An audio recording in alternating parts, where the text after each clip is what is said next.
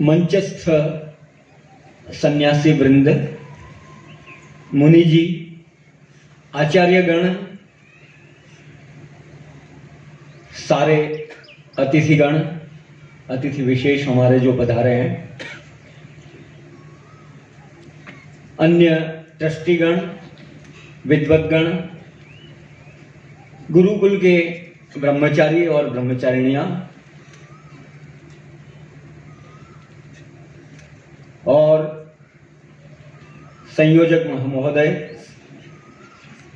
आप सभी लोग बड़े उत्साह से आए हैं यहाँ पर और पूरा स्थान भर गया है।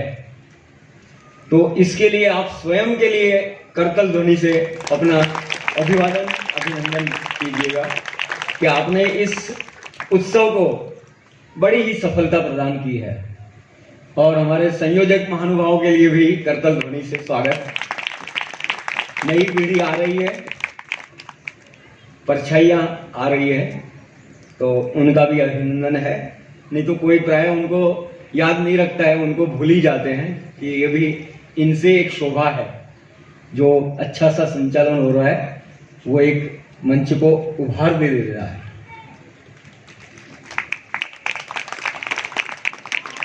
तो कई सारी बातें 25 मिनट में प्रस्तुत करनी है, जिसमें कि विद्यालय दर्शन योग महाविद्यालय की प्रवृत्तियों का परिचय और जो है पदवीदान और आचार्य श्री जी का कुछ उद्बोधन भी रहेगा। सन 1986 में पूज्य स्वामी सत्यपति जी पधारे और एक शिविर के रूप में 2 वर्ष के लिए वो आए यहाँ पर, और उनकी प्रतिज्ञा थी कि मेरे पास जो उच्च कक्षा के विद्वान हैं उनको मैं यहाँ पर अपने साथ रख करके सघन प्रशिक्षण दे करके उनकी ऊंची योग्यता बनाना चाहता हूँ, मानव निर्माण का एक कार्य करना चाहता हूँ। इसके बहुत उत्तम परिणाम निकलेंगे। और उनकी प्रतिज्ञा थी कि मैं कहीं पर भी बाहर नहीं जाऊंगा, 2 वर्ष के दौरान भूल से भी वो न चले जाए, इसलिए किसी जानकार व्यक्ति से इस आर्यवन की जो खेतर उसकी सारी सीमाएं देख करके आए थे कि मैं भूल से भी उससे बाहर न चला जाऊं। ऐसे ऊंचे स्तर का सत्य का पालन किया और कठोर तपस्या से कई महानुभावों का निर्माण किया। तो 2 वर्ष का जब समय पूरा हो गया तो उन्होंने कहा कि भाई अब जो है मेरा कार्य पूरा हुआ। तो सभी महानुभावों ने, ट्रस्टियों ने, सबने निवेदन किया नहीं नहीं ये प्रोग्राम तो आगे चलता रहना चाहिए। तो ठीक है। तो 2 महानुभाव आचार्य ज्ञानेश्वर जी और उपाचार्य विवेक भूषण जी उस समय थे। तो उन्होंने बीड़ा उठाया और आगे इस कार्य को आगे बढ़ाया। दर्शन योग महाविद्यालय में कार्य पद्धति ये है कि 18 वर्ष से ऊपर वाले ब्रह्मचारियों को प्रवेश दिया जाता है और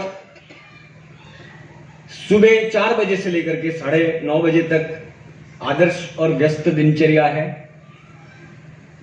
प्रतिदिन 2 घंटे का योगाभ्यास है। क्रियात्मक योग का प्रशिक्षण प्रतिदिन है। आत्मनिरीक्षण की कक्षा प्रतिदिन है और 5.5 घंटे का मौन है। तो यम नियमों का आदर्श रूप में पालन कराया जाता है और फिर वे धर्माचार्य, दर्शनाचार्य के रूप में समाज में प्रतिष्ठित होते हैं।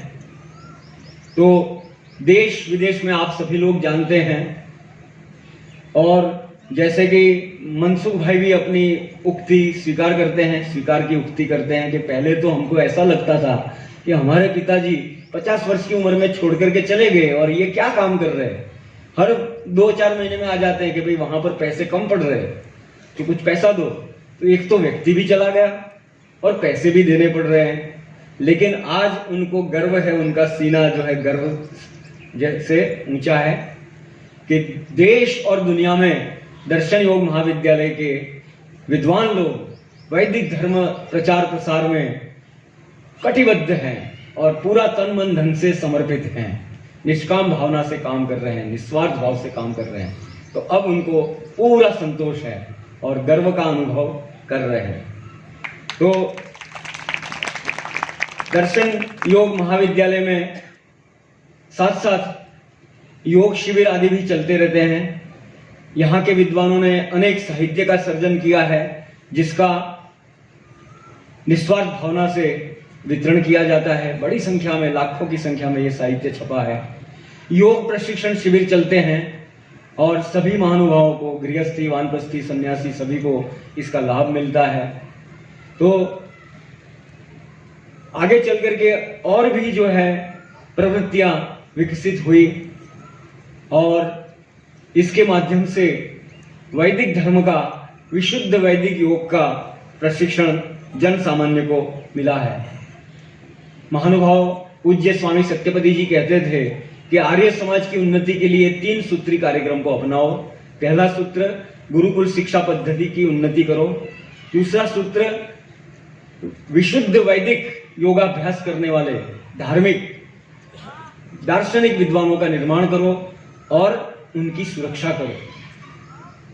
और तीसरा कार्यक्रम, अपनी संतानों को आर्य बनाने के लिए तन मन धन से प्रयास करें। तो मैं मानता हूं कि दर्शन योग महाविद्यालय के माध्यम से उन्होंने हमारे सामने एक उदाहरण प्रस्तुत किया कि ये त्रिसूत्री कार्यक्रम कैसे किया जाता है। तो विद्वानों का निर्माण बड़ी संख्या में हुआ है।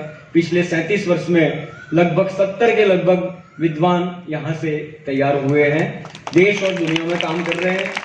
इनमें से 15 लोगों ने संन्यास की दीक्षा ली है। पिछली जन्माष्टमी पर पूज्य स्वामी सत्येंद्र जी परिवारजक ने संन्यास दीक्षा ली थी और अब 4 जून को एक तत्पर हैं, मेरे पास में ही बैठे हैं, आचार्य नवानंद जी संन्यास की दीक्षा ले रहे हैं। आप सभी को निमंत्रण है मंच की ओर से और सभी की ओर से कि संन्यास की दीक्षा अवश्य आइए और देखिए जीवन में। और तो सारे संस्कार तो देखने को मिलते हैं, संन्यास की दीक्षा कहाँ मिलती। तो ये एक बड़ा विशेष अवसर होगा, आप इसमें पधारें। दर्शन योग महाविद्यालय से प्रचारकों की भी, सामान्य गृहस्थियों में भी प्रचारक तैयार हो गए। हमारे मुंबई में जयाबेन जी पटेल हैं, जूनागढ़ से भावनाबेन जी आई है, कृपया दर्शन दीजिए सभी को। योग प्रशिक्षिका है और अनेक योग शिविर और संस्कार शिविरों का संचालन करती है। सद्गुणाबेन जी हैं, उनके साथ प्रवीणाबेन जी भी हैं और अपने आचार्य चंद्रेश जी, गांधीनगर में अवधेश प्रसाद जी पांडे थे, बाद में उन्होंने संन्यास की भी दीक्षा ली, स्वामी प्रज्ञानंद जी के नाम से प्रसिद्ध हुए। तो सामान्य जनता में से भी उठ करके अपने जीवन को ऐसे महान बना दिया, सन्यासी के रूप में अपने आप को प्रस्तुत कर दिया। तो ये छाया और प्रतिछाया की जो बात हो रही थी, ज्योत से ज्योत जले उसकी बात हो रही थी, उस श्रृंखला में ये हुआ।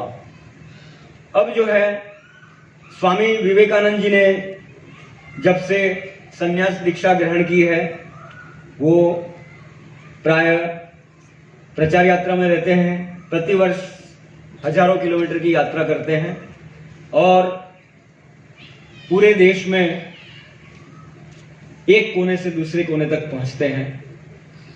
पोरबंदर से लेकर के असम तक, वहां कलकत्ता तक पहुंचते हैं और जम्मू कश्मीर से लेकर के केरल तक पहुंचते हैं।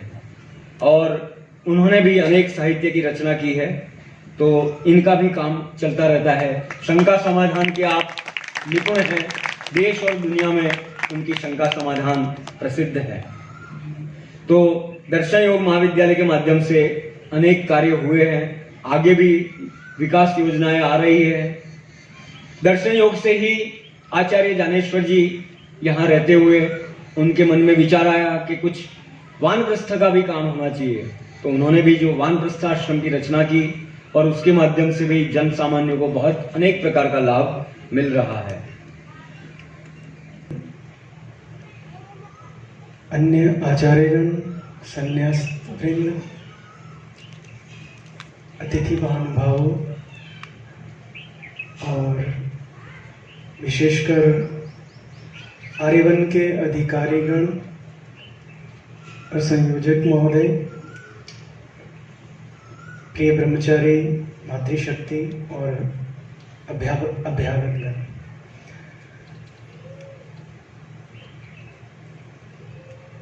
आज से लगभग 21 वर्ष पहले मैं ये दर्शन पढ़ना प्रारंभ किया था और पढ़ा, उस समय मैंने केवल पढ़ाई की थी। अब मैं उस पढ़ाई को सीखने का प्रयास कर रहा हूँ, सीखा है मैंने। और जैसा कि विद्वज्जनों ने बताया कि एक प्रतिछाया होनी चाहिए हमारी, तो मैंने अपनी प्रतिछाया बनाने का प्रयास किया कि जो पढ़ा और जो विद्या का फल है, मर्म है, विद्या का सार है, विद्या जहाँ हमें लेके जाना चाहती है उस ओर जाने का प्रयास किया है और कर रहा हूँ। और आगे मेरे सामने मेरा लक्ष्य, उस विद्या का जो प्रयोजन है वो एकदम स्पष्ट है, क्लियर विजन है कि मैं इसको प्राप्त करके ही रहूँगा। और मैं इसको इसी रूप में छाया, अपनी छाया देख रहा हूँ। मेरा यह सामर्थ्य बना या मैं ये सामर्थ्य बना पाया, इसमें बहुत सारे आधार स्तंभ रहे हैं। प्रथम तो परमात्मा की कृपा है ही, जिसने ये विद्या दी, जीवन का उद्देश्य हमें दिखाया।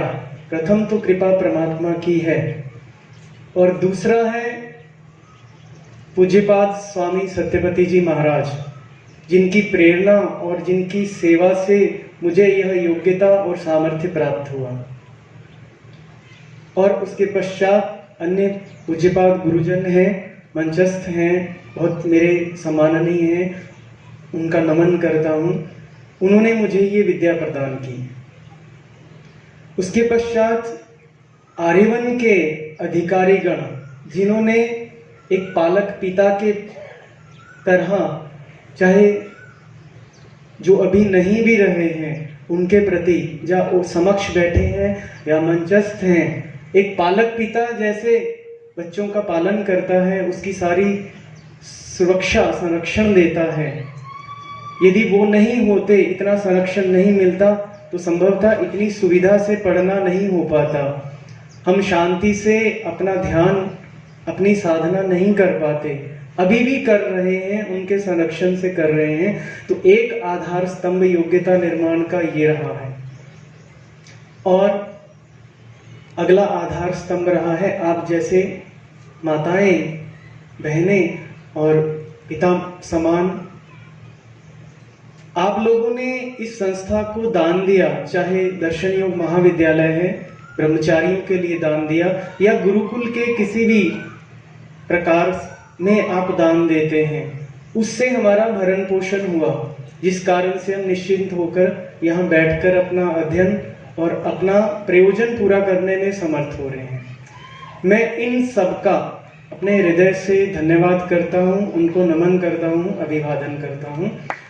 और आप लोगों को आश्वस्त करता हूँ कि ये विद्या केवल मेरे तक सीमित नहीं है, नहीं रहेगी, और इसके प्रतिफल सहित मैं अपना कल्याण करूँगा और आप लोगों के सामने भी उसका प्रतिफल या फल प्रस्तुत करने का पूरा प्रयास करूँगा।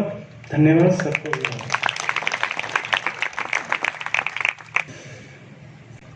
ओम विश्वानि देव सवितर दुरितानि परासुव यद्भद्रं तन्न आसुव यद्भद्रं तन्न आसुव।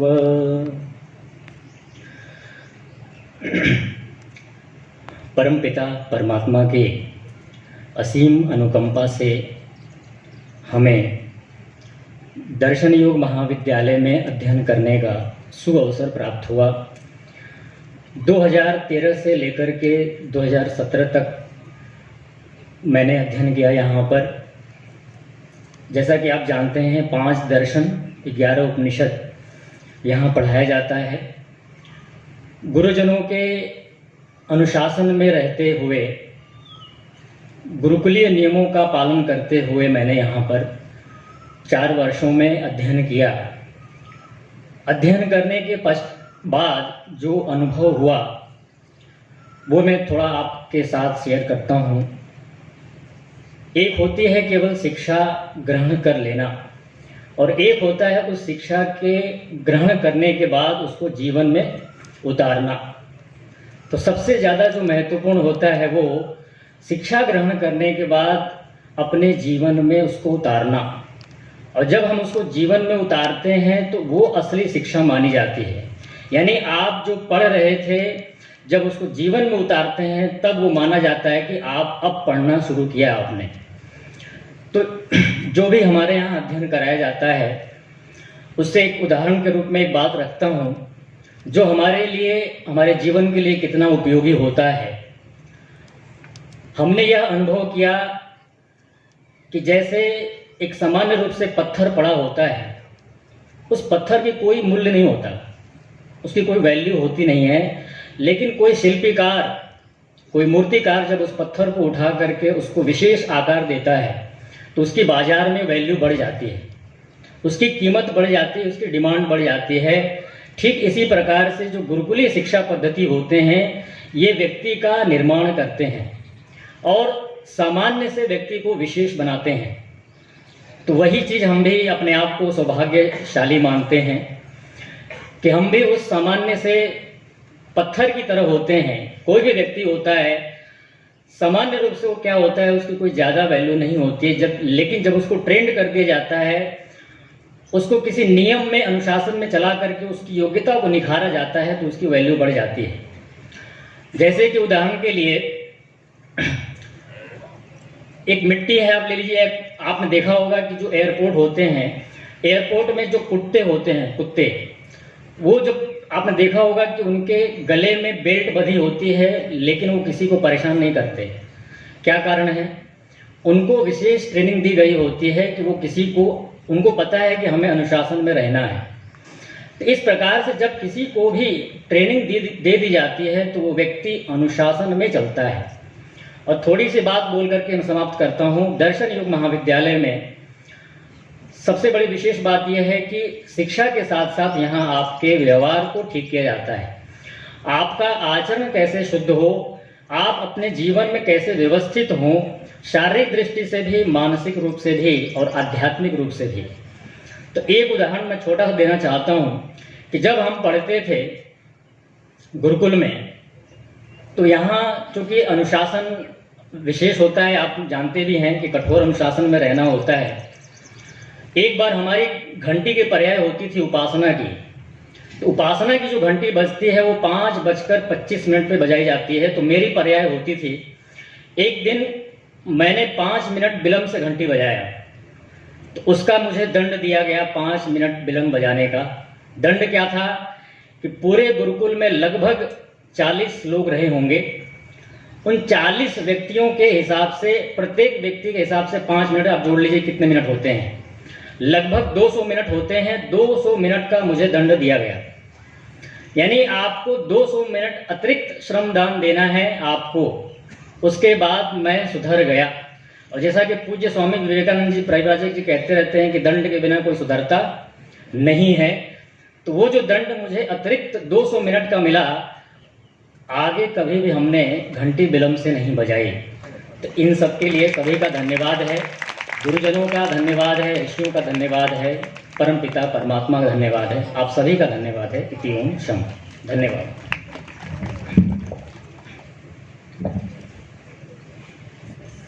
महानुभाव,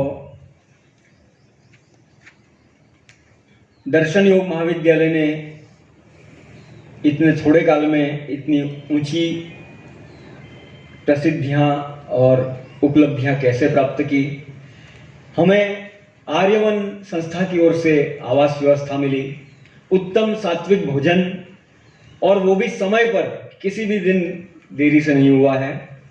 और हमारे कार्यों में कोई भी हस्तक्षेप न होने से, विद्या के कार्यों में कोई भी हस्तक्षेप नहीं, और पूरा संरक्षण, जैसे स्वामी वेदपति जी ने कहा, ये हमें मिला। तो इसके लिए हम आर्यवन के आजीवन ऋणी रहेंगे। आर्यवन संस्था अपने संसाधनों से हमें भोजन तो उपलब्ध कराता है, परंतु दूध, घी, फल, मिठाई, पुस्तक, पेन, नोटबुक, साबुन, तेल, वस्त्र, यात्रा, चिकित्सा, ये खर्चा जो है हम अपने संसाधनों से करते हैं। हमें जो दान दक्षिणा मिलते हैं उससे करते हैं। कर्मचारी होते हैं, वाहन चालक होते हैं, ऑफिस कर्मचारी, और यज्ञ, उसके लिए घी सामग्री आदि समिधा। तो ये दानी महानुभाव से ये चलता है। पहले आर्यवन में एक परंपरा भी थी कि भोजन के दाता रहते थे कि 1 साल के, 2 साल के, 3 साल के। तो मैं सुनाता हूँ, श्री अर्जन भाई करसन भाई विलाणी, जीवराज भाई करसन भाई विलाणी और लखमशी भाई करसन भाई विलाणी, श्री धनजी भाई वालजी भाई विलाणी, कल्याण देव जी आर्य और जीवराज भाई करसन भाई विलाणी, लखमशी भाई करसन भाई विलाणी, धनजी भाई रामजी भाई रंगाणी, LI ट्रांसफॉर्मर्स रतनशी भाई के हस्तों हमारे जो उप प्रधान है, और वालजी भाई कांजी भाई पोकार ये आप रायणोमाल से, और नारायण भाई प्रेमजी भाई माकाणी ये हमारे ट्रस्टी मंडल में से सारे महानुभाव, और चुनी भाई गोवर्धन भाई पटेल जो सामरखा USA से, और करसन भाई विलाणी वडोदरा, करसन भाई विलाणी 2 सत्रों में, और विमल भाई करसन भाई विलाणी। इन लोगों ने 1986 से लेकर के 2001 तक सारे भोजनालय का खर्च वो वहन करते थे। तो ये परंपरा लंबे काल तक चली। मैं प्रधान जी से और उप प्रधान जी सभी अधिकारियों से निवेदन करूंगा इस परंपरा को और आगे बढ़ाएं और लोगों को भी प्रेरणा देवे कि पूरे वर्ष का भोजनालय का खर्चा एक व्यक्ति करे, चाहे 2 या 4 मिलकर के करें। तो इस परंपरा को आगे बढ़ाएं।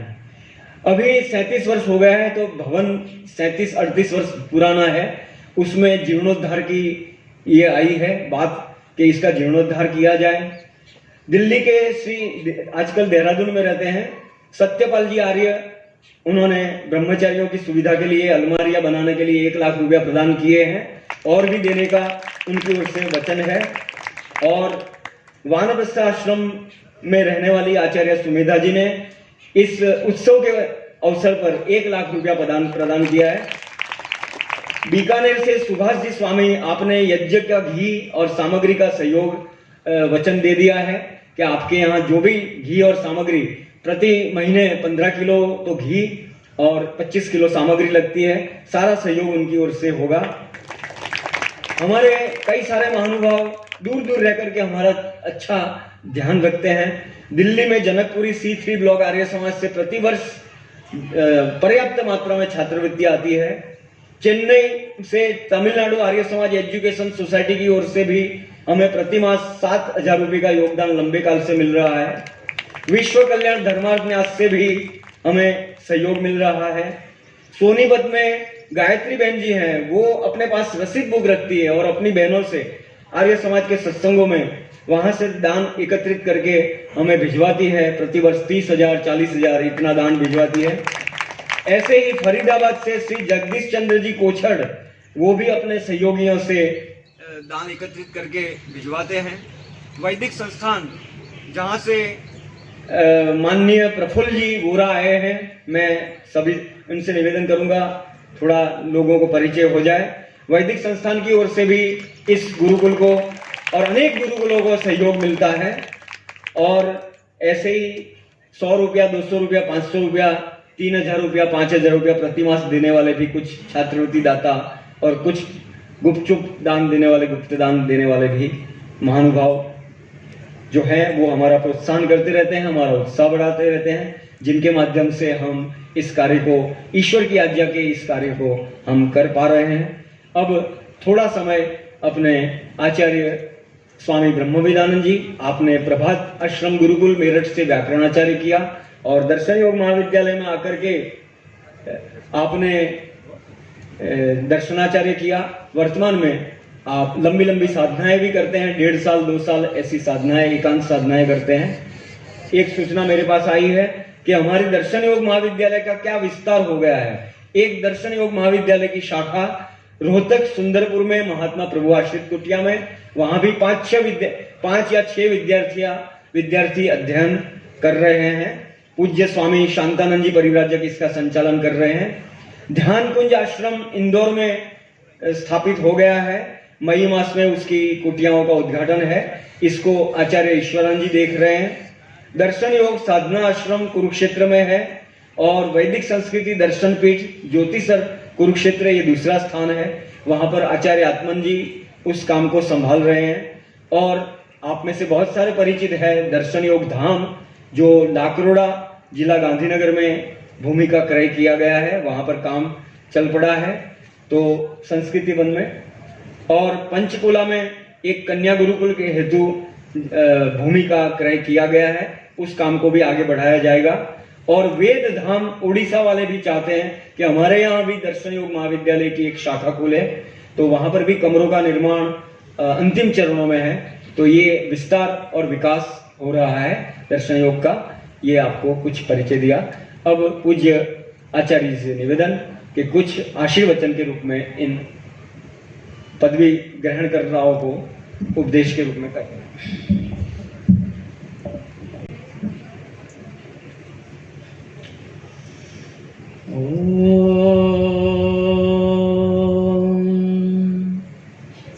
त्वं हि विश्वतो मुख विश्वत परिभूरसि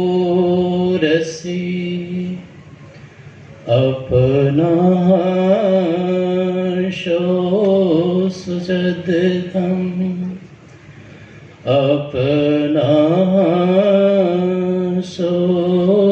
अपनाशोऽसुजद्धम्।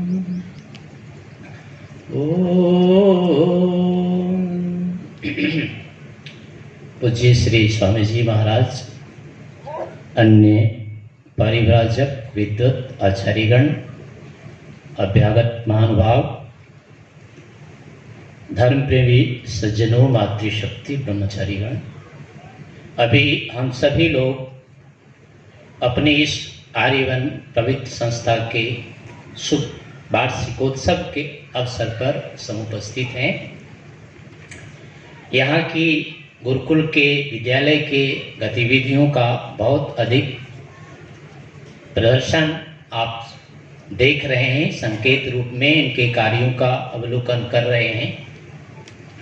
मैं आपके समक्ष थोड़े से अपने विद्यालय और विद्यालय के साथ साथ इसका जो उद्देश्य है और हम सभी लोगों का क्या कर्तव्य होना चाहिए, किस प्रकार से हम इस विद्या को, परंपरा को आगे बढ़ाएं, थोड़े समय के लिए मैं आपसे कुछ बातें करूंगा।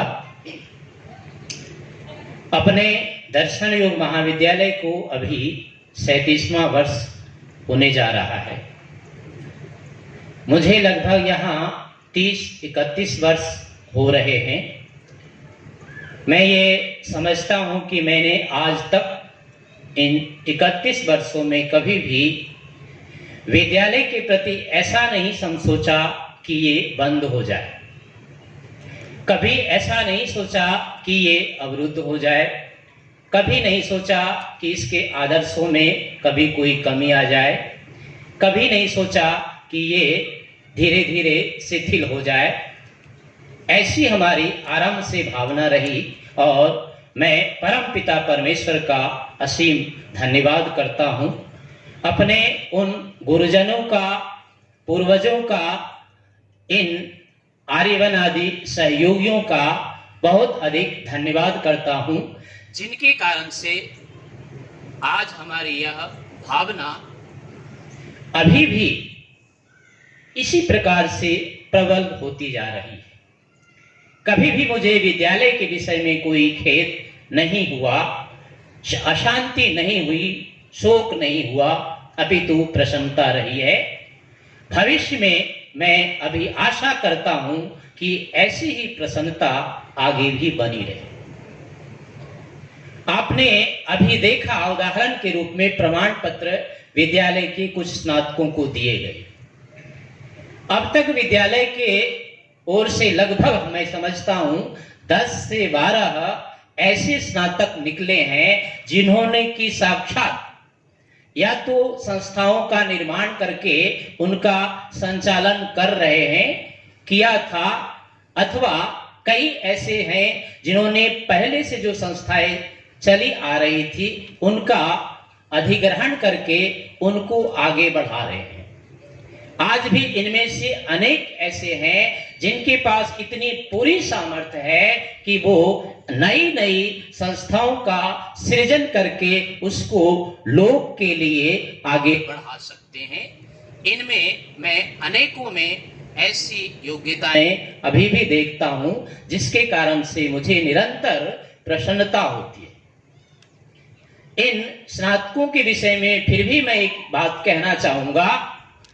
हमारे विद्यालय का जो नियम है कि जब तक कोई व्यक्ति यहाँ रहता है तब तक उसके ऊपर पूरा अनुशासन होता है, लेकिन जब उसका पाठ पूरा हो जाता है तो उनको हम पूरी तरह से अपनी ओर से छूट दे देते हैं। हमारा उनके ऊपर कोई अनुशासन नहीं रहता है।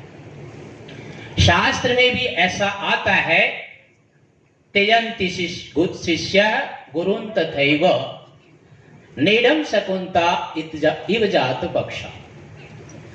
जैसे कि आप देखते हैं कि कोई भी पक्षी होता है, उसके जो बच्चे होते हैं वो अपने घोंसले में तभी तक रहते हैं जब तक कि उनके पंख उगते नहीं। पंख उगते ही वो घोंसला छोड़ करके उड़ जाते हैं। उनको फिर ये नहीं होता है किसने मेरा पालन किया है, किसने मेरा पोषण किया है, कौन उसका क्या होगा, ये सब बातें वो नहीं देखते हैं और अपना उड़ जाते हैं। तो हमारे जो स्नातक बनते हैं या आगे जो बनेंगे, मैं इनसे अतिरिक्त भावना नहीं रखता। मैं ये चाहता हूं कि वो जितने जल्दी तैयार होवे और यहां से उड़ते जाएं, अपनी नई घोंसलाएं वो बनाएं। लेकिन एक हमारे सामने वर्तमान की जो परिस्थिति है, आज समाज का, राष्ट्र का और कहेंगे कि विश्व की एक ऐसी स्थिति बनती जा रही है जिनके कारण से हमें इस भावना में अंतर करना पड़ रहा है। हमारा जो आधार है, हमारी जो वैदिक संस्कृति है, हमारी जो विद्या की परंपरा है, हम देख रहे हैं कि निरंतर उसमें ह्रास होता जा रहा है। हम अनेक संस्थाओं को खोलते तो जा रहे हैं, लेकिन उनका जो यथार्थ रूप में संचालन होना चाहिए था, उनका जो उद्देश्य होता है, जिनके लिए ये संस्थाएं खोली जाती है, वो काम वहां पर नहीं हो पाता है।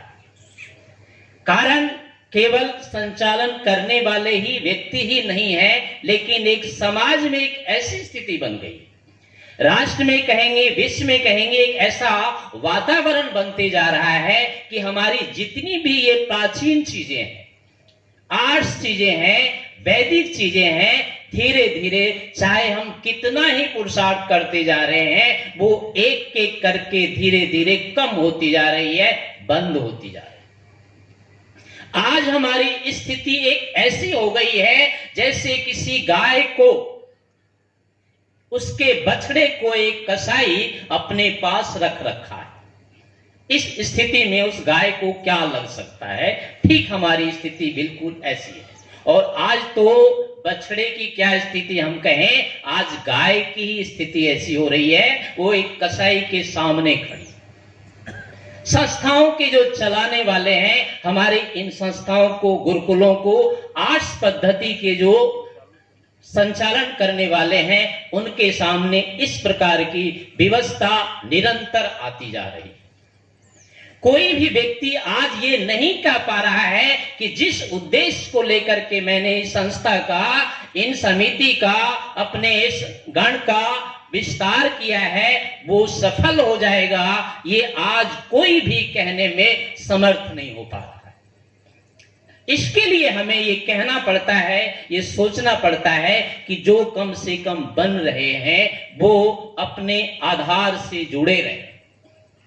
एक सामान्य रूप से जिस प्रकार से एक वृक्ष होता है, उसकी जड़ से तना निकलते हैं, तने निकलने के बाद अगर उसकी शाखाएं कितनी ही फैलती जाती है, लेकिन जड़ से उसका संबंध रहता है तो उसको विस्तार कहा जाता है, वो वृक्ष विकसित कहा जाता है। लेकिन उसकी डालियां कट कट के अगर भिन्न भिन्न स्थानों में लगती जाती है तो उस वृक्ष का विस्तार नहीं कहा जाता है, वो वृक्ष फिर फलता फूलता नहीं है।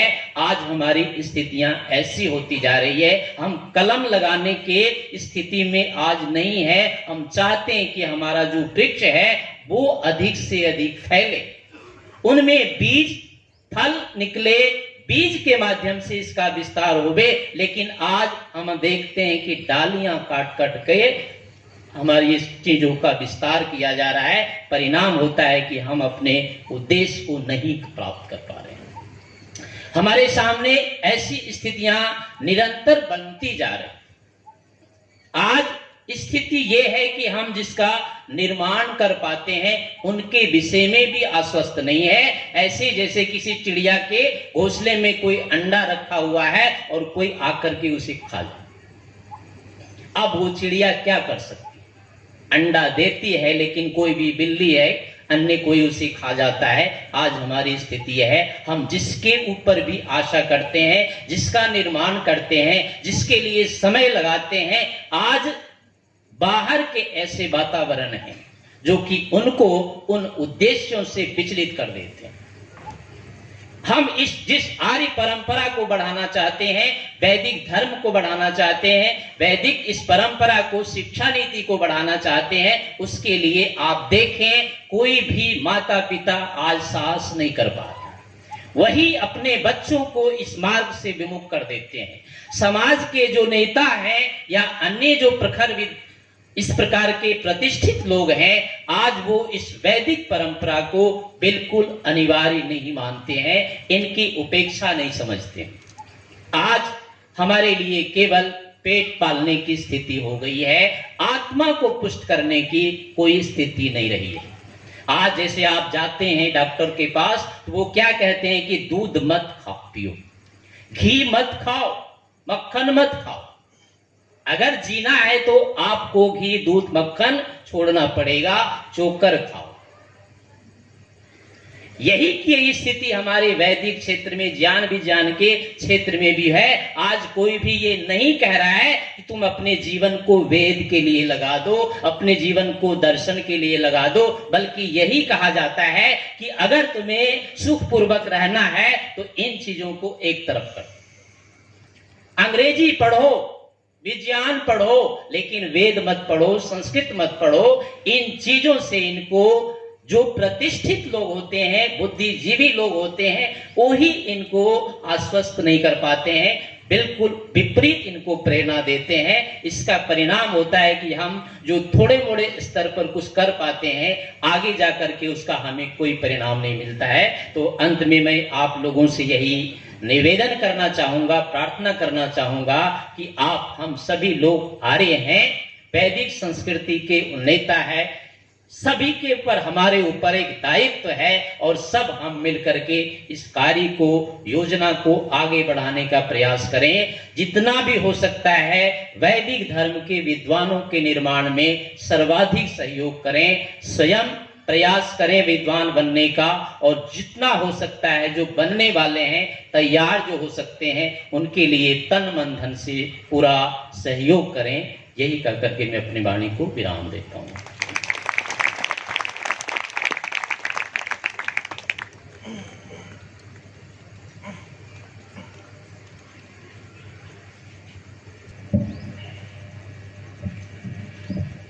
संचालकों की समस्या में समझता हूँ, फिर भी समय आपसे पूछता हूँ, क्योंकि आप लगभग 40 या तो कितने मिनट आप आगे जा चुके हैं, तब विलंब से चल रहे हैं, तो मेरे को थोड़ा सा 15 से 20 मिनट आप अपना उद्बोधन देंगे। ठीक, धन्यवाद।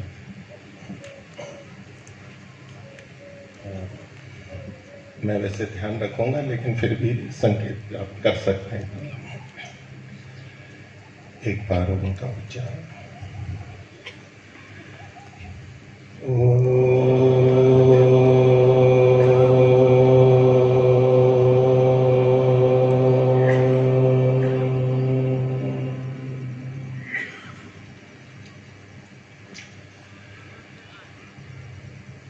सृष्टि के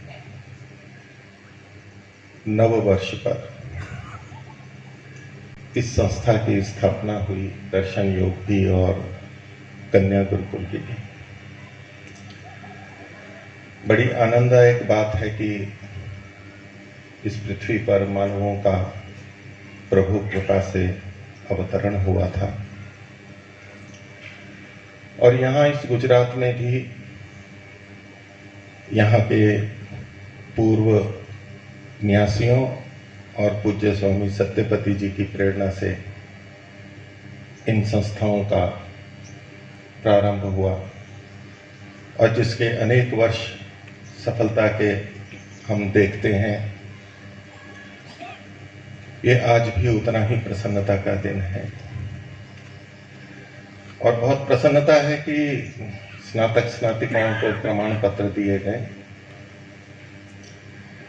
जब ये गुरुकुल बना था तो स्वामी जी और आचार्य जी वगैरह हम जैसा सुनते थे कि गुजरात से बच्चे नहीं आते हैं। क्यों नहीं आते हैं गुजरात से? अब मैं दूसरा शब्द बोलता हूं कि गुजरात के लोगों को अपने बच्चों से बहुत अधिक प्रेम है। लेकिन उस समय से परिवर्तन होता है। यदि कोई पूछे पैसे की तो बोले गुजरात में क्या कमी है, उसमें गुजरात वालों का बहुत आश्वासन है लोगों को। लेकिन मैंने पिछले बहुत वर्षों में देखा है स्थितियां बदली हैं। इस संस्था के प्रभाव के कारण से आर्य जगत में और यहाँ भी विद्यार्थियों में भी बहुत सारे यहाँ के विद्वान हैं। एक समय था गुजरात वाले धन्यवाद करते थे कि हरियाणा उधर से लोग आते हैं, वो चलाते हैं। खैर वो लोग अपना धन्यवाद नहीं मानते थे। प्रांत की वैसे कोई विशेष बात नहीं है, लेकिन महर्षि दयानंद को आप लोगों ने ऐसा दे रखा है जो कि वहां, इसलिए आप लोगों को कोई खेद करने की जरूरत नहीं है कि यहां से कोई नहीं बन रहा हो। हम तो फिर भी कृतज्ञ हैं आपके। लेकिन फिर भी ये परिवर्तन बहुत है और मेरे को इनको देख के बड़ी प्रसन्नता हुई। ये मेरे को था कि यहाँ गुजरात की बच्चियां आती हैं, बच्चे तो कम आते हैं लेकिन बच्चियां कम आती हैं। मैं सोच रहा था कि गुजरात के लोग अपनी बच्चियों से ज्यादा प्रेम करते हैं, बच्चों से ज्यादा प्रेम करते हैं। बता सकते हैं माता, आप लोग अपने बच्चों से ज्यादा प्रेम करते हैं, बच्चियों से ज्यादा प्रेम करते हैं? अगर गुरुकुल में भेजने को प्रमाण माने तो संकेत कुछ और हो। तो मेरे को ये तो था, लेकिन आज बड़ा सुखद आश्चर्य और बहुत प्रसन्नता हुई कि यहाँ की पहली स्नातिका गुजरात से निकली है।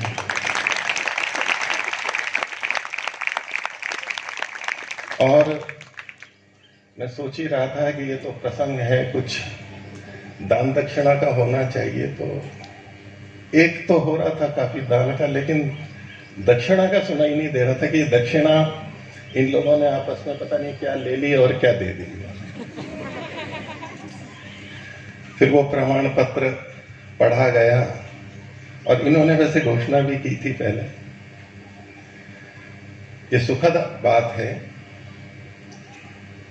मैं पूरा नहीं जानता, असत्य हो सकता है मेरा कथन, शायद शीतल जी को दक्षिणा मांगने की जरूरत न पड़ी। पड़ी या नहीं पड़ी है अभी? अच्छा, मैं सोच रहा था विरजानंद जी को तो आवश्यकता पड़ी थी, वो भी एक गुरुकुल था। और विरजानंद जी ने क्या मांगा था दक्षिणा में? अब प्रगति तो सभी तरफ है। जो दक्षिणा विरजानंद जी ने मांगी थी दयानंद जी से, वो तो इन्होंने दे ही दी है। इनके जैसा घोषणा हुई। लेकिन देखिए, शिष्यों में भी प्रगति है तो आचार्यों में भी प्रगति है, ये संतुष्ट नहीं है अभी भी। विरजानंद जी तो संतुष्ट हो गए थे इससे, इस दक्षिणा को मांग के। वो लौंग से संतुष्ट नहीं थे, लौंग से संतुष्ट नहीं थे वो, लेकिन जीवन मांग करके कि वैदिक धर्म के लिए जीवन लगाना है, वो दक्षिणा तो आ चुकी है। तो इस आर्यवन संस्था का प्रभाव है कि गुरुओं की भी प्रगति हो रही है, शिष्यों की भी प्रगति हो रही है और बिना मांगे वो दक्षिणा मिल रही है। विरजानंद जी के विद्यालय की बात कुछ अलग थी। वहां सब तरह के लोग पढ़ते थे। वो ऐसा नहीं था गुरुकुल, वो एक तरह की पाठशाला थी। पाठशाला थी, हम गुरुकुल नाम दे दें उसको। बच्चे रहते थे, कहीं पढ़ते थे, कहीं खाना खा के आते थे। आपको याद होगा महर्षि दयानंद को भोजन के लिए प्रयत्न करना पड़ा था वहां पर। और एक सेठ ने उनको आश्वासन दिया था कि आप जब तक पढ़ोगे मुझे, तब तक आपको कोई आवश्यकता नहीं पड़ेगी, मैं आपको भोजन दूंगा। आज हम सब तरफ बहुत प्रगति देखते हैं, स्थितियां देखते हैं। उस सेठ का नाम हम बहुत प्रशंसा से लेते हैं क्योंकि महर्षि दयानंद जैसा व्यक्ति निकला था। लेकिन आर्यवन के पूर्वजों ने और अभी जो चल रहे हैं उसमें, उनमें भी मुझे कोई कमी नहीं लगती। ये भले ही कहते हो कि हमारे पूर्वज बहुत अच्छे थे वो भी, लेकिन ये भी सब कर रहे हैं, उसी तरह से कर रहे हैं और बड़े स्तर पर कर रहे हैं, उससे भी और अच्छे स्तर पर कर रहे हैं। ये सब प्रशंसा की बात है। और मैं वो पूछना चाह रहा था कि आपको अपने लड़कों से अधिक प्रेम करना चाहिए या बच्चियों से अधिक प्रेम करना चाहिए? उसका उत्तर गुजरात के लोगों से चाहिए। अब मैं नहीं कहता, ये तो अपवाद है। इनके पिताजी माताजी से मैं नहीं पूछ सकता कि आप, अब इनको तो बेटी एक ही तो है, ये अपने बच्चे से प्रेम करते हैं नहीं करते हैं? जो माता पिता अपने बच्चों को गुरुकुल में भेजते हैं वो अपने बच्चों से प्रेम करते हैं नहीं करते हैं? करते हैं। अधिक करते हैं या कम करते हैं? भेजते समय या स्नातक बनने के बाद? बच्चों से, जिसको गुरुकुल में भेजते हैं उससे अधिक प्रेम करते हैं या जो घर में रहता है उससे अधिक प्रेम करते हैं? अपने हृदय पे हाथ रख के बोलिए। और गुरुकुल भेजते समय और गुरुकुल से निकलते हैं तब फिर भी देख लीजिए कि आप किस बच्चे से अधिक प्रेम करते हैं। इतना प्रेम कि आचार्य शीतल जी यहाँ पर आचार्य हैं, उनके माताजी पिताजी यहीं बैठे।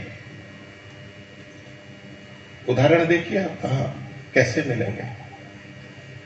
चिंता होती है माता पिता को, इनकी शायद सबसे ज्यादा चिंता करते होंगे, मेरे को नहीं पता, असत्य भी कथन हो सकता है मेरा, लेकिन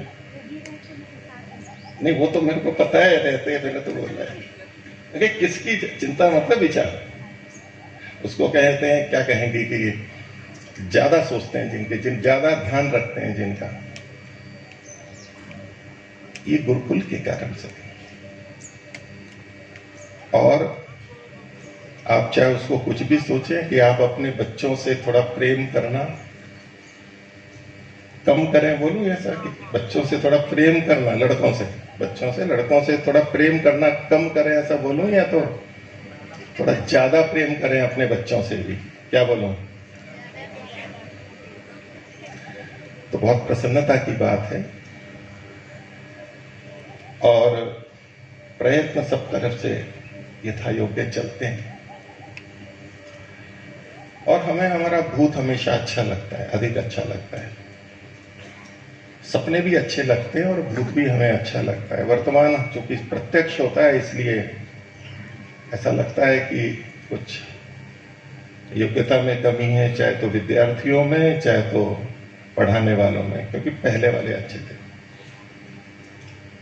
और जैसे जैसे बीतते जाएंगे सब वो श्रेष्ठ बनते जाएंगे। ये युगों से चला आ रहा है, ऐसा ही होता है, इसलिए कोई चिंता की बात नहीं। बहुत सारे बच्चे भी स्नातक हुए हैं। हम सत्य को जानना चाहते हैं, हम सोचें कि हम ये सब किस लिए कर रहे हैं, वैदिक धर्म के लिए कर रहे हैं। और वैदिक धर्म का आधार हम वेद को माने, ईश्वर को माने, धर्म को माने, शुद्धता को माने, विवेक को माने, अध्यात्म को माने, सब चीजें हैं, सब चीजें। जो स्नातक बोल जाते हैं, बोल रहे थे कि अभी तक तो मैंने पढ़ा था और अब आचरण में लाना प्रारंभ किया, ऐसा ही था ना? आप लोगों को ऐसा तो नहीं लगता कि आपका जीवन, आपने जो दान दिया वो सब व्यर्थ चला गया, कि अब तक कुछ आचरण ही नहीं कर रहे थे? यहाँ तक इतने साल रहे ये, तो उसका ये तात्पर्य नहीं होता है। अब और गंभीरता आ रही है, ऐसा नहीं है, आचरण तो इन्होंने भी बताया ना कि वो घंटी वाला एक उदाहरण दिया, वो आचरण बदल गया ना कितना जिंदगी भर के लिए। आचरण तो बदलता ही है, लेकिन जब समय बीतता है, शास्त्र को व्यक्ति पूरा पढ़ता है व्यापकता से और फिर समाज में उतरता है, तब उसके जो समझ में आता है कि मैं जो विद्यार्थी काल में आचरण करता था, अब विद्यार्थियों से पूछिए सबसे कि बहुत तपस्या कर रहे ही नहीं कर रहे सब, कर रहे ही नहीं कर, कमियां जितनी भी हों, लेकिन यूं लगता है ना हम तपस्या कर रहे हैं। अथवा कोई यूं समझते होंगे कि आचार्य लोग हमारे से तपस्या करवा रहे हैं, जो भी समझो, लेकिन तपस्या तो मानते ही होंगे। लेकिन एक समय आता है स्नातक बनने का, और स्नातक बनने के बाद में जब व्यक्ति बाहर निकलता है उस दुनिया से जहां से वो आया था, पहले कुछ अलग कल्पना थी, यहां आके फिर कुछ लग रहा है। अब जब वो जाएगा बाहर, कार्य क्षेत्र में, घर में, जहां भी जाएगा, वहां उसको गुरुकुल के आचार्य, उनके महत्व का पता लगता है। यहां नहीं पता लगेगा, समझ में नहीं आता है। भले ही कहता हो कि ये सत्य हैं, ये सही बताते हैं, इतना सब कुछ किया है, लेकिन ये बात बाद में पता लगती है। और वो बातें याद आती हैं कि आचार्य लोग हमें ये कहा करते थे, ऐसा करो और ऐसा करो, और हम नहीं करते थे। वो एक अलग सूची होती है, वो फिर से स्मरण आती है धीरे धीरे। और जब व्यक्ति वहां भी ये काम करता है, अपने आचार्यों से दूर रहते हुए, अपनी लगभग स्वतंत्र जीवन जीते हुए, तो उसको लगता है कि पालन तो मैं अब कर रहा हूं, आचरण तो मैं अब कर रहा हूं। ये गंभीरता है, ये गुरुकुल का प्रभाव है। हम कहें कि ज्ञान की प्राप्ति, सत्य की प्राप्ति, मतभेद बहुतों में होता है। कोई कहे कि ईश्वर को सब पाना चाहते हैं, नहीं चाहते हैं, तो बहुत से कह देंगे कि नहीं पाना चाहते हैं। धर्म का आचरण करना चाहते हैं, सोचो कहते हैं कि नहीं, सब कहेंगे कि नहीं हम नहीं करना चाहते। लेकिन दुनिया के किसी भी व्यक्ति से पूछो कि आप सत्य को चाहते हैं नहीं चाहते हैं, सत्य को चाहते हैं नहीं चाहते हैं। सत्य करने की नहीं बोल रहा हूं मैं, सत्य बोलने की नहीं बोल रहा।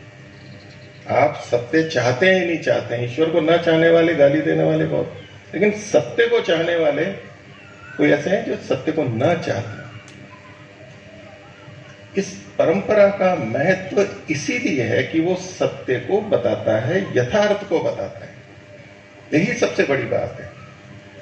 अब ये फिर एक विषय रहता है कि आखिर सत्य है क्या। कितने लोग हैं ईश्वर को नहीं मानते, मैं सत्य की खोज में लगा हूं, सत्य की खोज में लगा हूं, सत्य को जानना चाहता हूं, वास्तविकता को जानना चाहता हूं, इसमें लगे हुए। आपने सुना होगा कौन झूठ नहीं बोलता है? जड़ों में, चेतन को छोड़ दीजिए, झूठ कौन नहीं बोलता है? बोलिए, रिक्त स्थान की पूर्ति कीजिए, झूठ कौन नहीं बोलता है? दर्पण, आईना कहते हैं ऐसा। दर्पण कभी झूठ नहीं बोलते। तो ऐसे भी हमारे ऋषि भी झूठ नहीं बोलते, लेकिन दर्पणों के सामने अगर धूल हो, ढंग से नहीं हो, तो दर्पण कुछ और भी बोल देता है।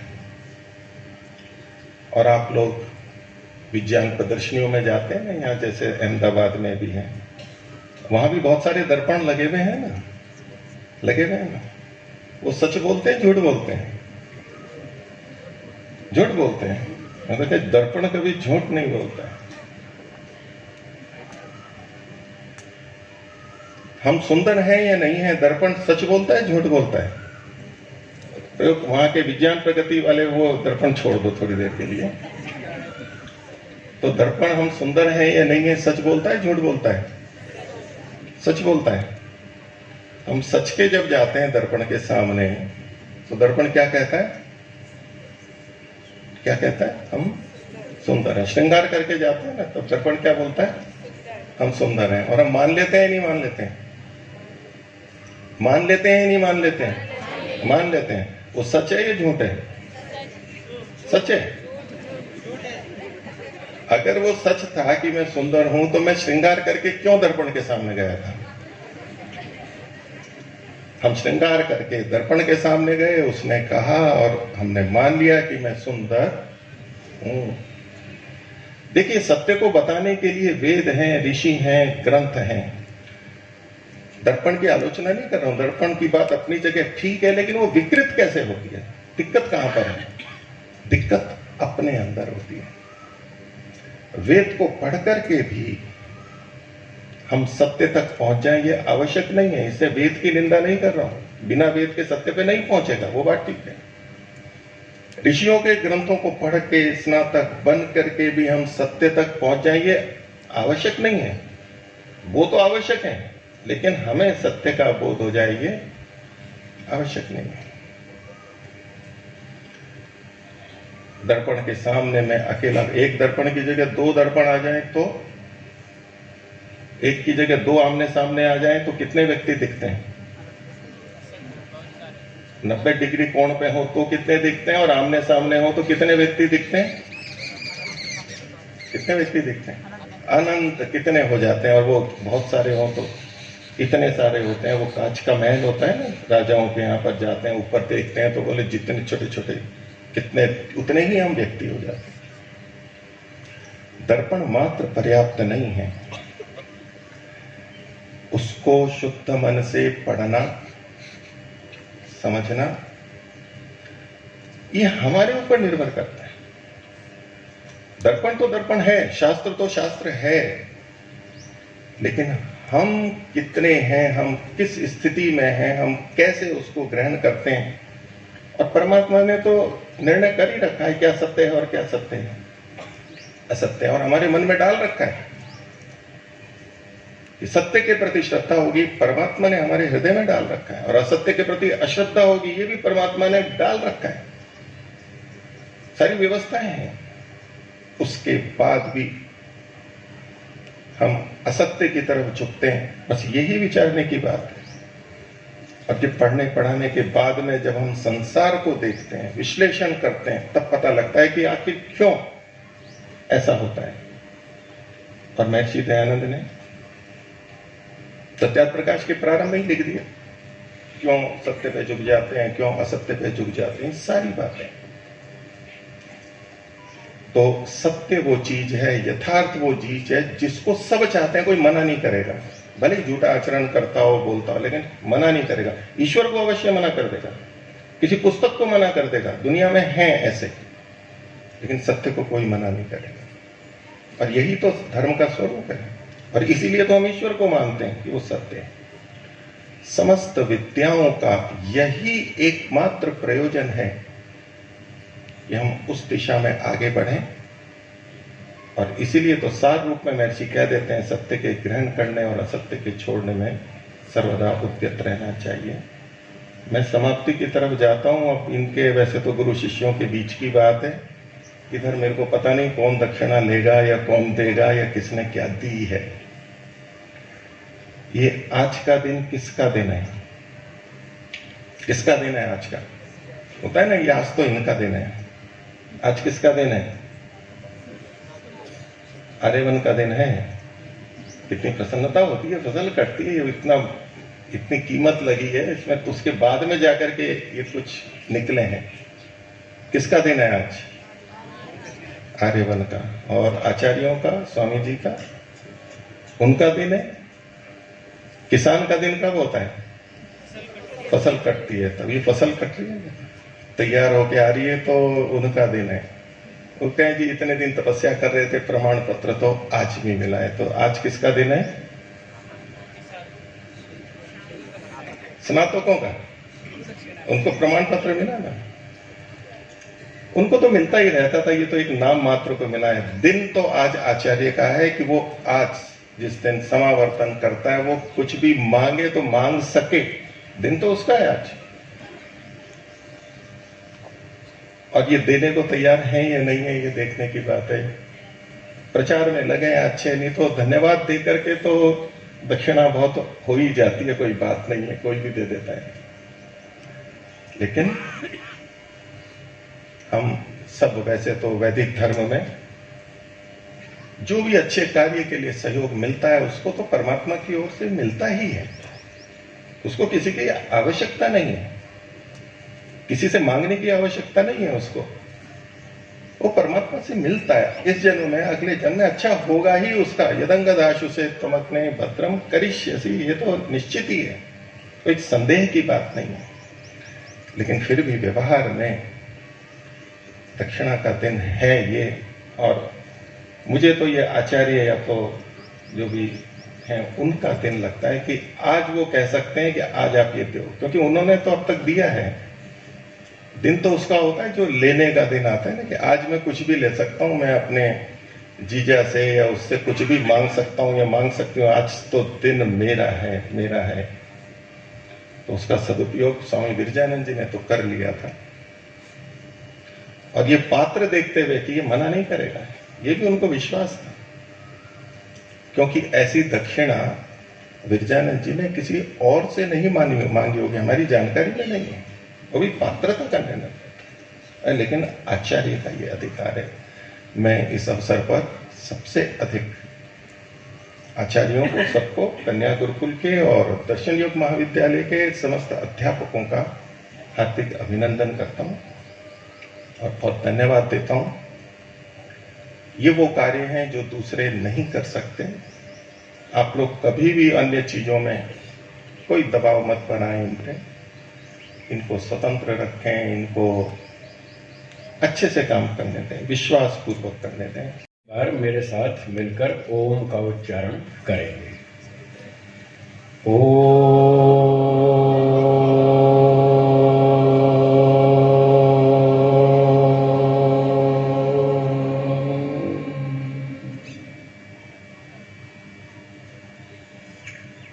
आदरणीय मंचस्थ महानुभाव, अतिथिगण, ब्रह्मचारीगण, समय तो बहुत हो रहा है, थोड़ी सी बातें मैं भी कहना चाहता हूं।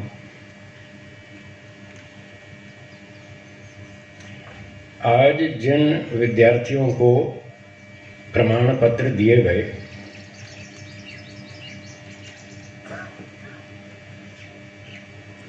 कुछ बातें उपदेश के रूप में उनके लिए कहनी है। हमारे गुरुजी पूज्य स्वामी सत्यपति जी महाराज कहते थे कि जब विद्यार्थी गुरुकुल में आता है तो उसमें बड़ी नम्रता होती है।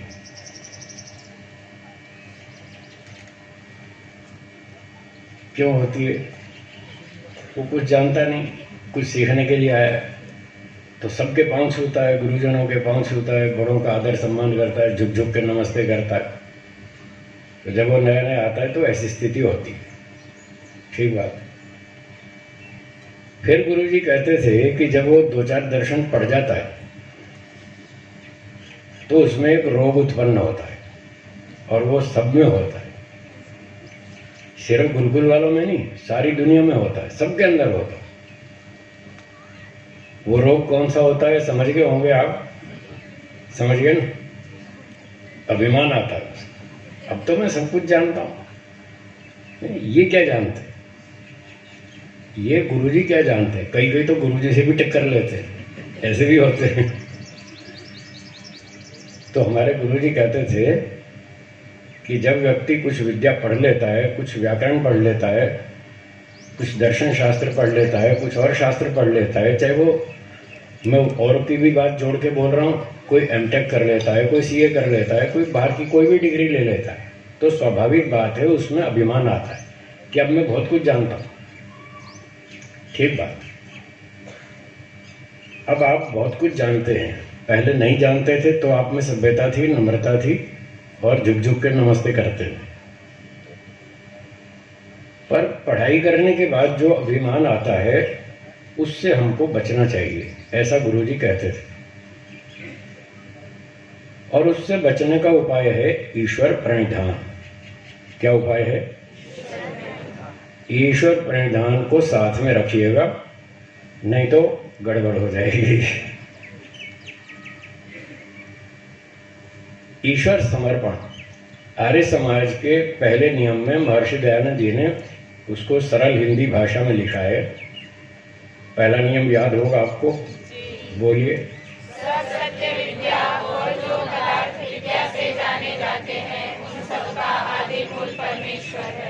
तो आपके पास जितनी विद्या है उसका आदि मूल आपके पास जितनी विद्या है, इनके पास जितनी विद्या है, धन है, बल है, पोस्ट है, पद है, प्रतिष्ठा है, जो भी कुछ है, उस सब का आदि मूल परमेश्वर है। वहां से चला सब कुछ हमारे पास आया, चलते चलते चलते पीढ़ी दर पीढ़ी परंपरा से आया। आपका क्या है? सिर्फ 1% पुरुषार्थ है। मैंने पहले भी सुनाया था, फिर सुना देता हूँ। कई बार लोग कहते हैं गुरुजी क्या वही पुरानी बातें बार बार दोहराते रहते हो, वही बातें सुनाते रहते हो। मैंने कहा 50 साल से वही पानी पी रहे हो, आप नया पानी लाओ ना।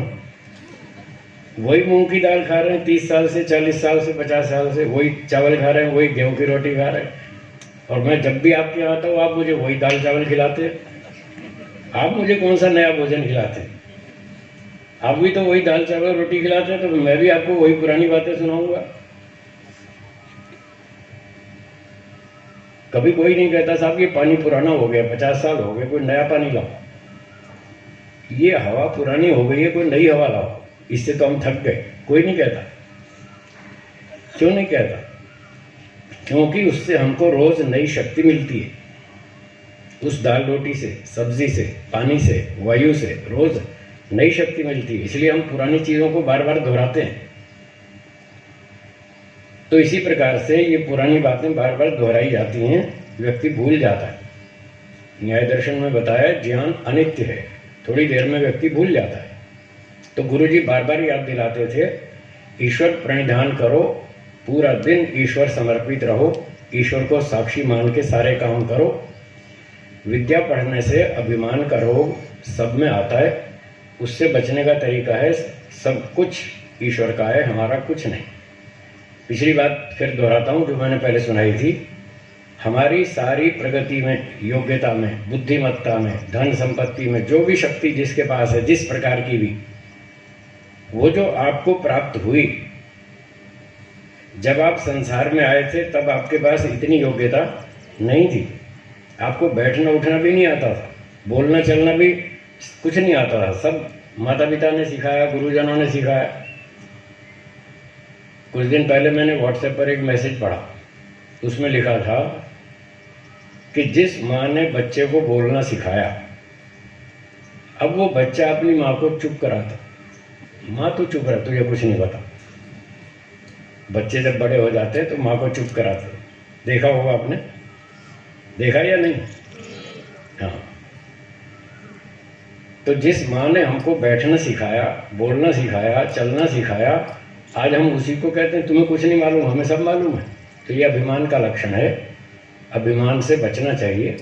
हो सकता है कुछ बातें आपने माँ से ज़्यादा सीख ली हो सकता है ऐसा, फिर भी माँ को ऐसा नहीं कहना चाहिए।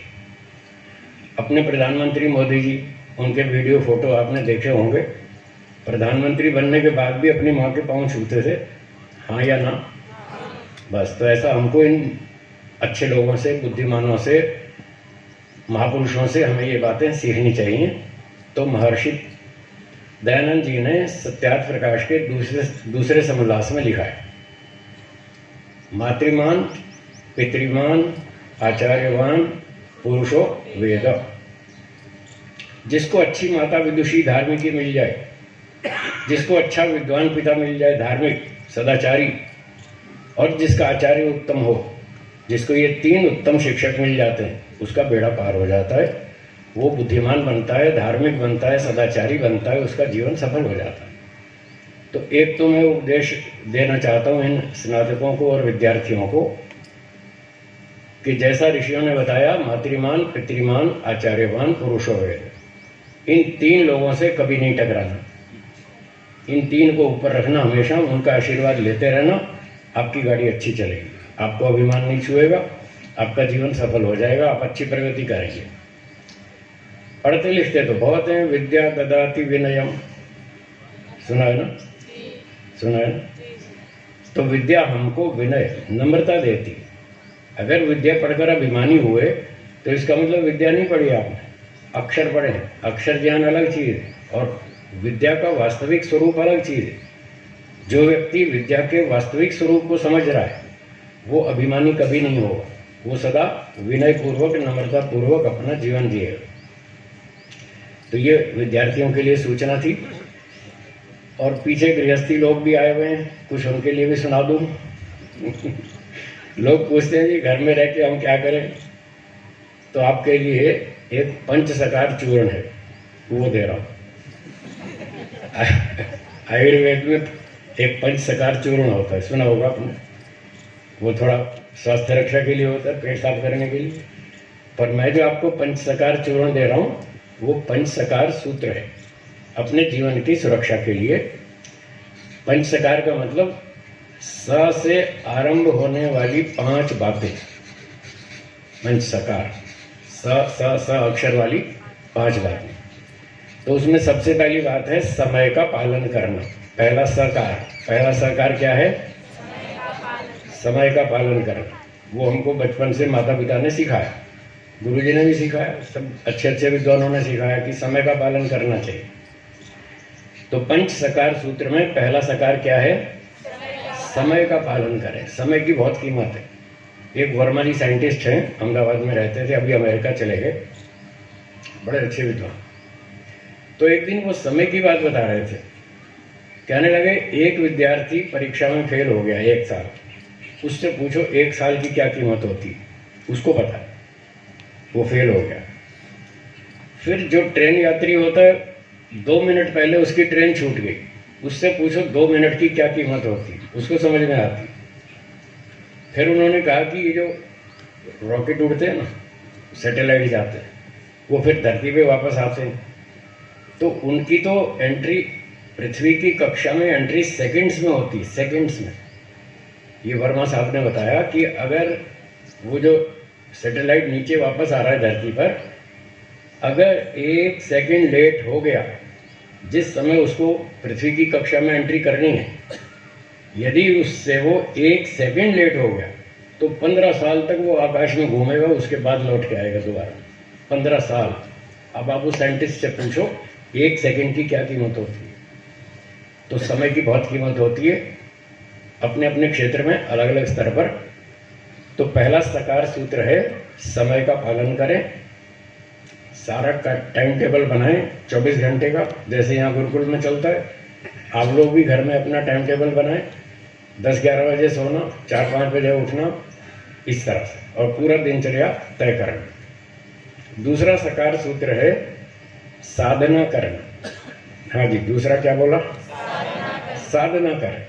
अगर जीवन को आनंदित बनाना है, प्रसन्नता से युक्त बनाना है, तो साधना करें।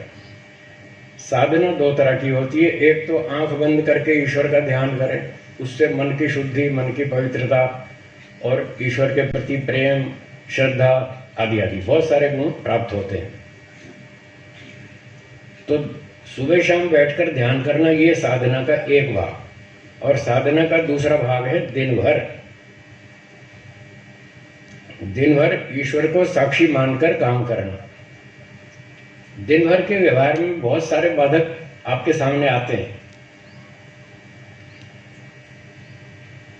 काम, क्रोध, लोभ, ईर्ष्या, द्वेष, अभिमान, बहुत सारे दोष आते हैं, हमारे सामने आते हैं। उनको जीतना है, ये साधना है। एक व्यक्ति ने गुस्से की बात कर दी और आपको गुस्सा आ गया और आपने कुछ का कुछ बोल दिया, तो ये कोई साधना नहीं है। यही तो आपकी परीक्षा थी। उसी समय तो आपको सावधान रहना था कि इसने गुस्सा दिलाने वाली बात की है और मुझे इस समय गुस्सा नहीं करना।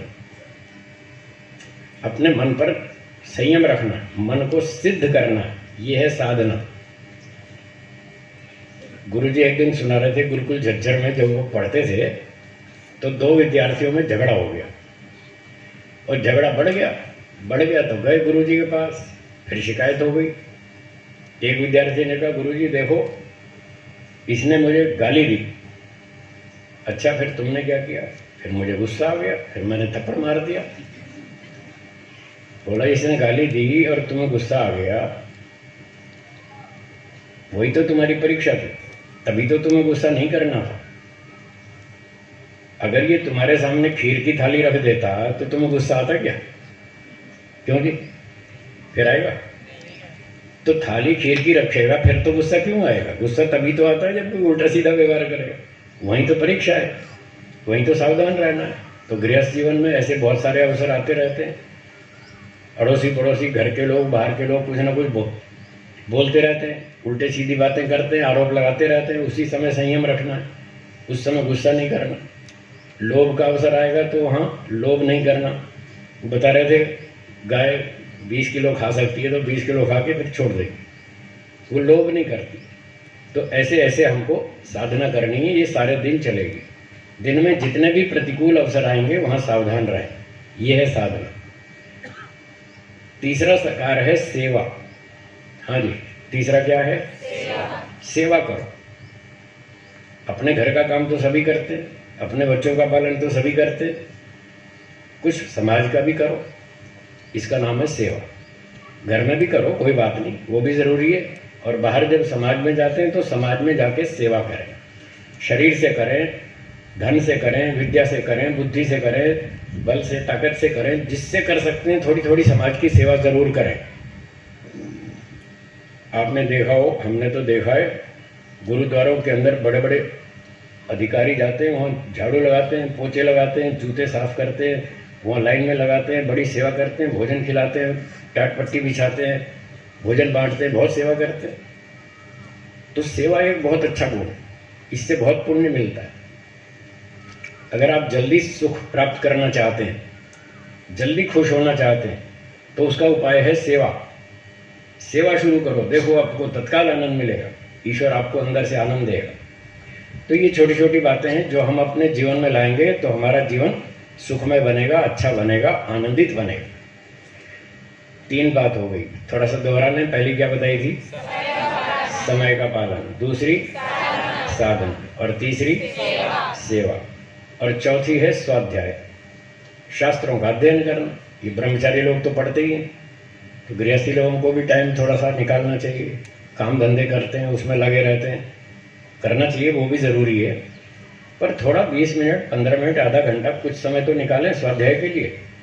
नहीं तो ऐसे ही सारा जीवन निकल जाएगा, बुढ़ापे तक भी पता नहीं चलेगा, ये पता ही नहीं चलेगा हम कौन है, कहाँ से आए, कहाँ जाएंगे। तो थोड़ा थोड़ा स्वाध्याय भी करें, ऋषियों के ग्रंथ पढ़ें।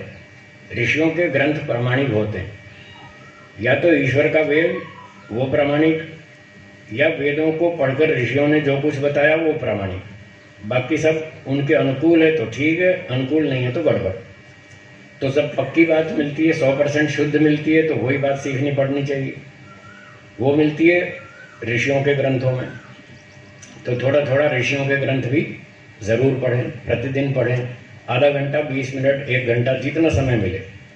ये स्वाध्याय का काम हो गया। अब कितने हो गए? 4 हो गए। तो समय का पालन और साधना और सेवा और स्वाध्याय, और अंतिम सकार है सत्संग। पांचवा क्या है? सत्संग जरूर करें। आजकल वैसे तो पुराने समय में तो यही था भाई, विद्वान आते रहते थे, सत्संग चलते थे, आर्य समाज में चलते थे, परिवारों में चलते थे, और कई संगठनों में ऐसे सत्संग होते रहते थे। अच्छे विद्वानों के प्रवचन होते थे, धार्मिक सदाचारी सन्यासियों के, उपदेशकों के प्रवचन सत्संग होते रहते थे। अब ना तो इतने सन्यासी मिलते हैं और ना इतने कार्यक्रम आयोजित होते हैं। तो फिर आजकल एक दूसरी सुविधा निकली है, यूट्यूब ऑनलाइन। कुछ लोग ऑनलाइन पढ़ाते हैं, कुछ लोग यूट्यूब पे पढ़ लेते हैं। तो कैसे भी करके सत्संग ज़रूर करें। अगर आसपास में कोई विद्वान मिले तो साक्षात उसका प्रवचन सुने, जैसे अब आप सुन रहे हैं। सुबह से यहाँ से बहुत वक्ताओं ने बहुत अच्छी अच्छी बात आपको सिखाई। तो ऐसे सत्संग में जाना चाहिए। स्वाध्याय भी करें, सत्संग भी करें, दोनों आवश्यक है।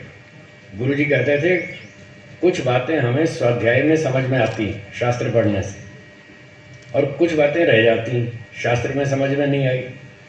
जो रह जाती हैं वो सत्संग में समझ में आती हैं, प्रवचन सुनने से। तो कुछ बातें स्वाध्याय से, कुछ सत्संग से, और फिर भी कोई बात रह जाए तो फिर शंका समाधान कर लो। तो शंका पूछ लो, उसका समाधान हो जाए तो आपकी समस्या पूरी हल हो जाएगी। तो ये था 5वां सकार। तो बाकी गृहस्थ लोगों के लिए ये 5 सकार सूत्र है। कृपया इन 5 सकारों का पालन करें, जीवन को अच्छा बनाएं, खुशहाल बनाएं, प्रसन्न रहें, स्वयं भी अपने जीवन को सफल बनाएं, आने वाली पीढ़ी को भी इस प्रकार से मार्गदर्शन करें। तो समय को अधिक नहीं बढ़ाता हूँ, इतना ही कहकर विराम देता हूँ। आप सबको बहुत बहुत धन्यवाद। हाँ, एक बात और याद आ गई, अभी ये दान की सूची सुना रहे थे, तो मुझे भी कुछ इच्छा हुई, मैं भी कुछ सेवा कर दूँ। तो 25,000 रुपये कन्या गुरुकुल को मेरी ओर से मैं समर्पित करता हूँ। धन्यवाद। ये यज्ञ के लिए हैं, जो यहाँ आपकी यज्ञशाला में प्रतिदिन यज्ञ होता है, उसके लिए 25,000 रुपये। धन्यवाद। बहुत बहुत धन्यवाद स्वामी जी का।